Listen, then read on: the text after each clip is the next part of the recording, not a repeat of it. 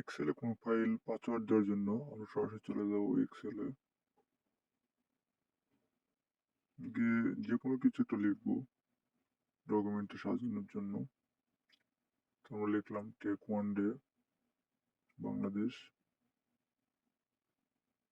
তারপর যাবো ফাইলে যাওয়ার পরে ডান সাইডে দেখবেন প্রোটেক্ট ওয়ার্ডবুকে ক্লিক করব, তারপরে এনক্রিপ্ট উইথ পাসওয়ার্ড অপশনে যাব, তারপর এখানে পাসওয়ার্ড দিব। পাসওয়ার্ডটা 2বার দিতে হবে, আমরা কনফার্ম করলাম আবার।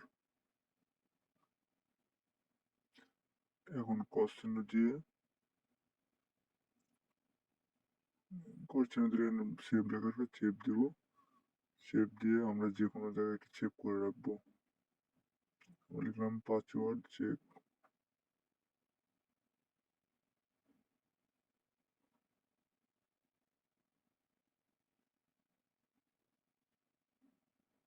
এখন ওপেন করবো আমরা ফাইলটি, চেক পাসওয়ার্ড ফাইলটা ওপেন করব। দেখুন পাসওয়ার্ড হয়ে গেছে, আমরা যে পাসওয়ার্ডটা দিয়েছি এটা দিয়ে এখন ওপেন করব।